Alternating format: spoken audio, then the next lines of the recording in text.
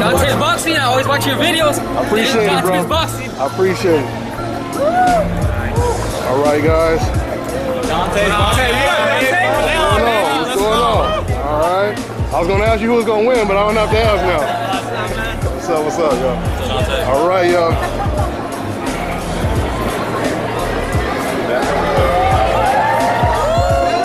All right. Dontae'S Boxing Nation. My man. Canelo.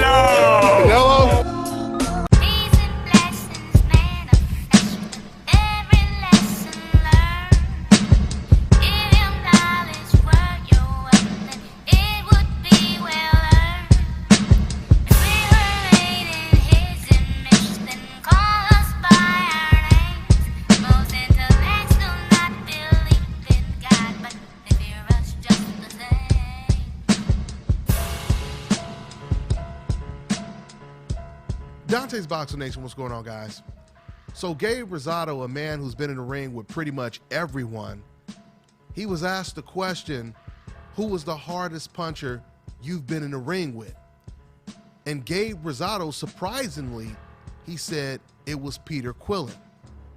Now, when he was asked why he didn't choose Gennady Golovkin, he said, well, you know, Golovkin, he has the best snap on his punches, but when it comes to straight power and heavy-handed, he said, I would have to give it to Peter Quillen. Now, the reason why I find that so interesting is because when you look at the similar circumstances that Danny Jacobs is in right now, when he fought against Peter Quillen, he was the underdog. He was going against a hard puncher, an undefeated hard puncher. And the reason why he was an underdog is because people questioned his chin, right?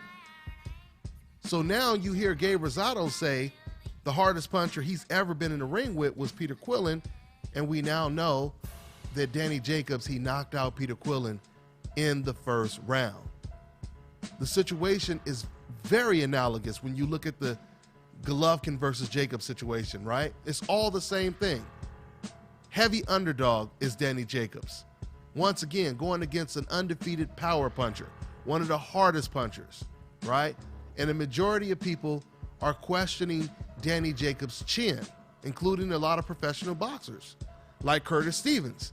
He said that, he even said that he didn't feel, his Brooklyn mate had a good chance because he questioned Danny Jacobs' chin, right?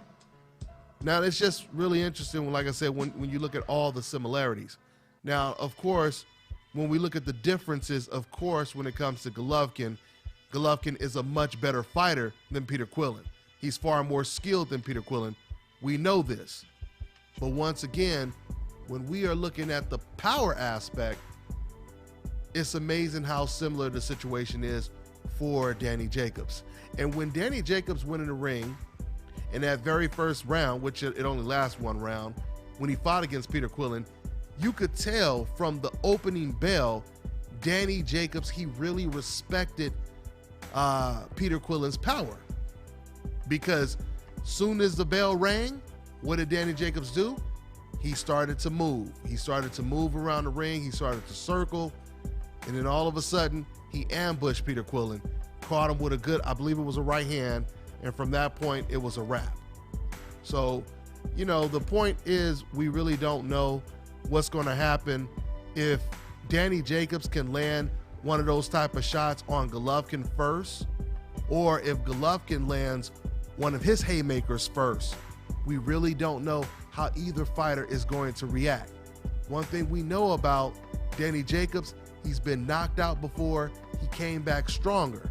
He's been knocked down before, he came back and knocked out his opponent. The question is, if Gennady Golovkin gets hurt real bad or knocked down, does he have that in him to get knocked down, to get hurt really bad and come back even stronger and knock out his opponent?